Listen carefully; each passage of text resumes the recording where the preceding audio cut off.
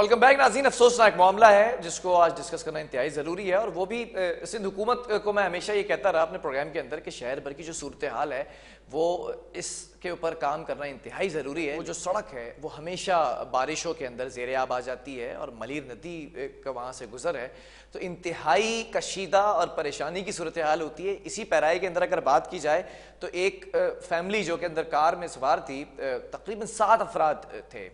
وہ تمام اس ریلے کے ساتھ پانی کے بہہ گئے. ریسکیو آپریشن کیا گیا، 10 سالہ بچے کی لاش برآمد کی گئی ہے. ابھی 6 افراد ہیں جن کی تلاش جاری ہے. گاڑی بھی مل چکی ہے لیکن لاشیں نہیں مل سکی اب تک. اسی پر بات کریں گے. ہمارے چیف رپورٹر اس ہی جگہ پر آن لوکیشن موجود ہیں، اسد زیدی. اسد، آپ کو میری آواز آ رہی ہے؟ جی بالکل آ رہی ہے بلال. جی اسد، یہ معاملہ کب پیش آیا اور اب تک کیا اس میں پیش رفت کی گئی ہے؟ دیکھیں بلال، یہ افسوسناک واقعہ ہے جو یہ حالیہ بارشوں کے بعد پیش آیا، جب ایک فیملی جو ہے وہ جا رہی تھی حیدرآباد، اور وہاں پر راستے میں جو سیلابی ریلا تھا اس میں ان کی گاڑی بہہ گئی. اس میں ایک ہی خاندان کے 6 لوگ اور ان کے ساتھ ساتھ ایک ڈرائیور جو اس گاڑی کو ڈرائیو کر رہے تھے وہ اس کے اندر لاپتہ ہو گئے. اور پھر ہم نے دیکھا کہ ریسکیو کا عمل شروع ہوا، اور پھر ڈپٹی کمشنر ملیر بھی ہمیں اس ریسکیو کے عمل میں دکھائی دیے کہ انہوں نے بھی اس عمل کے اندر اپنی خدمات پیش کی. اور اس کے ساتھ ساتھ جتنی بھی چیپا اور ایدھی کے جو ذرائع تھے انہوں نے بھی اپنی بحری جو ان کی خدمات کا شعبہ ہے اس سے مدد لیتے ہوئے جو ہے ان کی تلاش شروع کی. تو کچھ گھنٹوں کے بعد وہ جو بدقسمت خاندان تھا اور وہ ڈرائیور تھا وہ تو نہ مل سکا، لیکن وہ گاڑی جس میں یہ لوگ سوار تھے اور حیدرآباد جا رہے تھے وہ ان کو مل گیا. اور اس کے بعد پھر تلاش شروع ہوئی دوبارہ سے ان لوگوں کی جو کہ اس سیلابی ریلے میں بہہ گئے تھے. بلال، میں آپ کو بتاتا چلوں، 4 بہن بھائی، ان کے والد والدہ اور پھر اس کے ساتھ یہ ڈرائیور جو کہ بدقسمت خاندان جا رہا تھا حیدرآباد، اور حیدرآباد جاتے ہوئے یہ حادثہ ان کے ساتھ پیش آیا. اور اس کے بعد اب تک کی جو پیش رفت ہے اس کے اندر 2 بچوں کی لاشیں، جس میں ایک لڑکا اور ایک لڑکی بہن بھائیوں کی لاشیں مل چکی ہیں، اور باقی لوگوں کے زندہ ہونے کی دعا کی جا رہی ہے. اور پھر ان کے ریسکیو کے لیے بھی جو ہے وہ ابھی تک آپریشن مستقل طور پہ کل سے اب تک مستقل طور پہ 24 گھنٹے سے جاری ہے. اور تاحال جب تک وہ نہیں دستیاب ہوتے، جب تک ان کی خیریت یا جو بھی ان کے ساتھ واقعہ پیش آیا وہ نہیں ہو جاتا، اس کو کنفرم نہیں کر لیا جاتا، تب تک یہ ریسکیو کا عمل بلال اسی طریقے سے جاری رہے گا. ٹھیک ہے. اگر میں M9 کی بات کر لوں تو یہ حادثہ جو ہے وہ M9 لنک روڈ پر ندی میں بہہ جانے کی وجہ سے پیش آیا. وہاں پر یہ سیلابی ریلا کیسے پہنچا؟ کیا اقدامات نہیں کیے گئے تھے؟ بلال، اگر آپ بات کر لیں گے کہ سیلابی ریلے کی اور اس کے ساتھ ساتھ جس طریقے سے کہ کس طریقے سے کہاں پہنچا، تو ہم حالیہ بارشوں سے پہلے جو 3 اسپیل بارشوں کو گزر گیا اس میں متواتر طور پہ دیکھتے رہے کہ جو M9 موٹر وے ہے وہاں پر باقاعدہ طور پر اس روڈ کو کئی گھنٹے تک بند کرنا پڑا اسی پانی کے ریلے کی وجہ سے. کبھی یہ کہا کہ ٹھڈو ڈیم میں جو ہے وہ سیلابی ریلا آ گیا اس کی وجہ سے. اور پھر اب ہم نے دیکھا کہ جو حالیہ بارشیں ہیں اس کے بعد متواتر بارشوں کے بعد جو ہائی وے کا ایک پورا ایک ٹکڑا ہے وہاں پر سیلابی ریلا آیا. اس میں آپ کو یہ بھی بتاتا چلوں کہ جہاں ایک طرف ہم بات کریں ایک خاندان کی، تو وہاں پر کندر برادری کے تقریباً 50 کے قریب گھر ہیں جو کہ مشہور ندی کے پاس واقع ہے. وہ بھی 50 کے 50 گھر متاثر ہوئے، اور وہ تمام خاندان، ان کے مال مویشی، تمام جاندار جو ہیں وہ اس حادثے سے متاثر ہوئے. اور پھر یہ پانی کا سیلابی ریلا جب ان کے گھروں تک بھی پہنچا تو وہاں پر بھی اسی نوعیت کے کیا بھی ہمیں دیکھنے کو ملا کہ جب ایک ماں اپنے 2 بچے، ننھے بچوں کو اپنے گھر کی جو ایک جھونپڑی بنی تھی اس کی چھت پہ جو ہے وہ بٹھاتے ہوئے ان کی جان بچاتے ہوئے خود اس سیلابی ریلے کی نظر ہو گئی. لیکن آج ہم نے پھر دیکھا کہ خدا کی قدرت کا ایک اور شاہکار ماں، اس کے چہرے پہ اس وقت کوئی شکن نہیں تھی کیونکہ اپنے بچوں کو بچا چکی تھی. اس نے کوئی آہو بکا نہیں کی، سیلابی ریلے میں بہہ گئی. اسی طریقے سے بلال، ہم نے کل یہ بھی دیکھا کہ مشہور ہاؤسنگ سوسائٹیز جن کے معیار زندگی اور اس کے ساتھ ساتھ وہاں رہنے والے لوگوں کی آسائشوں کا مکمل خیال رکھا جاتا ہے، ہم نے کل یہ بھی دیکھا کہ وہ بھی اس سے بری طریقے سے متاثر ہو. 3 سے 4 فٹ کے قریب پانی جو ہے وہ انٹری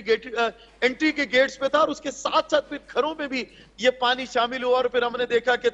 یہ سیلابی ریلے کی تباہ کاریاں کسی ایک مخصوص حصے میں نہیں رہی، یہ تمام علاقے کو انہوں نے متاثر کیا، اور اس کے ساتھ ساتھ جہاں یہ بدقسمت فیملی جو حادثے کا شکار ہوئی، اس کے ساتھ وہ کندر خاندان کے 50 کے قریب گھر، اور اس کے بعد میرے عقب میں آپ دیکھ سکتے ہیں کہ یہ ملیر ندی سے آنے والا پانی جو کرنگی سے گزرتا ہے، کیونکہ یہ ٹیل اینڈ ہے، اس کے بعد سمندر آ جاتا ہے، اس میں بھی طغیانی ہے، اور اس کو 3 دن سے متواتر طور پہ بند کیا گیا ہے کسی بھی طرح کے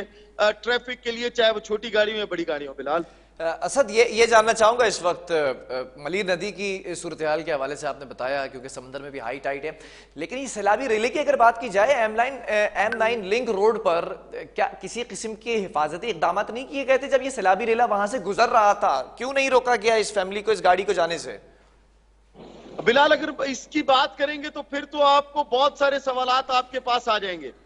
اگر ان کے جواب کوئی دے سکے گا تو ظاہر سی بات ہے کہ وہ سی ایم سندھ دے سکتے ہیں، کیونکہ دیکھیے M9 موٹر وے بننے کے بعد بھی آج بھی ہم دیکھتے ہیں کہ وہاں پر کوئی حفاظتی انتظامات موجود نہیں ہیں، اور اس کے ساتھ ساتھ پھر جب آپ سیلابی ریلے کی بات کرتے ہیں تو کہیں پہ بھی جب بھی کوئی ہیوی کنسٹرکشن کی جاتی ہے، جب بھی کوئی شارع ایسی بنائی جاتی ہے جو جوڑتی ہے ایک شہر کو دوسرے شہر سے، تو اس کے تمام تر NOCs لی جاتی ہیں، اس کے ٹینڈرز کیے جاتے ہیں، اس میں اس بات کو ملحوظ خاطر رکھا جاتا ہے کہ کہیں پہ بھی کوئی ایسی چیز نہ ہو کہ یہ راستے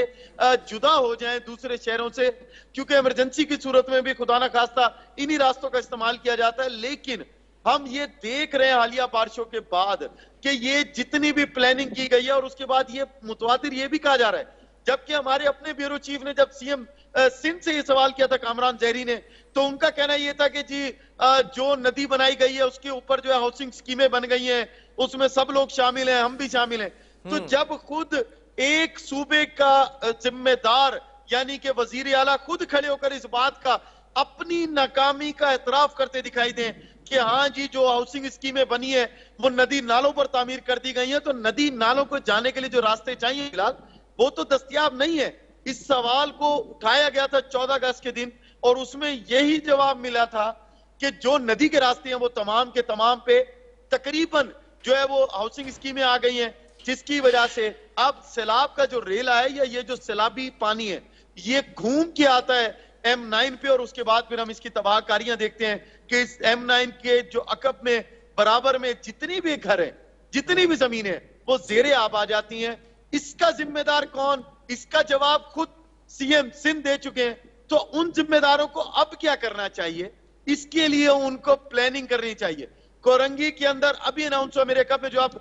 جگہ دیکھ رہے ہیں یہاں پر ایک برج اناؤنس ہوا جو کہ 2 ماہ کی قلیل مدت میں مکمل ہوگا۔ کورنگی کے عوام کے ساتھ بھی یہی معاملہ ہے جو ہائی وے کے عوام کے ساتھ ہے۔ ایک برج موجود ہے اور وہاں سے KPT انٹرچینج اور یہ جام صادق کا برج، جب یہ ایک برج رہ جاتا ہے اس کے بعد 2 راستے EBM کازوے اور قیوم آباد کازوے یہ بہہ جاتے ہیں۔ حالیہ بارشوں میں ہم نے دیکھا کہ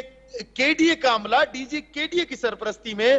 جنرل سیکرٹری KDA کی سرپرستی میں یہاں پر کھڑے ہوئے، انہوں نے اس کو 4 روز میں بنایا، لیکن ہم نے یہ بھی دیکھا کہ وہ جو 4 روز میں اس کو مکمل کرنے کا کام تھا وہ ایک ہی بارش کے بعد بہہ گیا۔ یعنی ریسورسز اسد، کازوے کی اگر بات کر لی جائے، کازوے ہمیشہ ہم دیکھتے ہیں کہ یہ بارشوں کے اندر بہ جاتا ہے، یہ پوری سڑک زیر آب آ جاتی ہے، یہ بند کر دی جاتی ہے سڑک، اور کہیں نہ کہیں ہم یہ بھی دیکھتے ہیں کہ لوگ پریشانی سے بھی 2-4 ہوتے ہیں، حادثات کا شکار بھی ہوتے ہیں۔ اسٹریٹجی کیوں نہیں بنائی جا رہی؟ وضاحت کیا دی گئی ہے ڈیولپمنٹ کی جانب سے، جو ڈپارٹمنٹس ہیں ڈیولپمنٹ کرنے والے، یا پھر DC ملیر کی بھی بات کر لی جائے یا DC کورنگی کی بات کر لی جائے کازوے کے لیے اسپیشلی،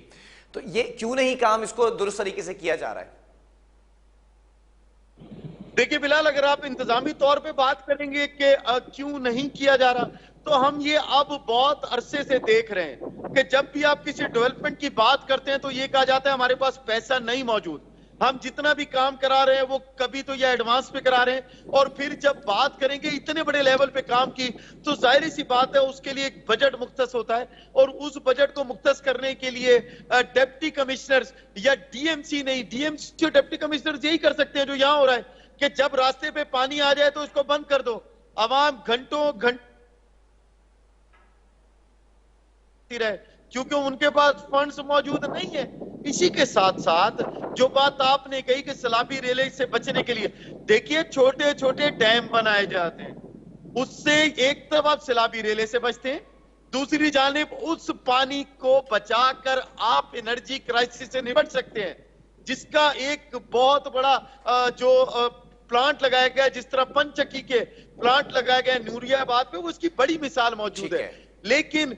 फिर एक बार के इंतजामी तौर पे बदकिस्मती से लोगों की अदम दिलचस्पी और खसूसन कराची जैसे मेगा सिटी के साथ मुतवातिर तौर पे होने वाली ज्यादतियां, चाहे वो किसी भी दौर में की गई हो, उसके नतीजे में हमने ये देखा कि बरसा बरस साला साल से आने वाली हुकूमतों ने सिर्फ और सिर्फ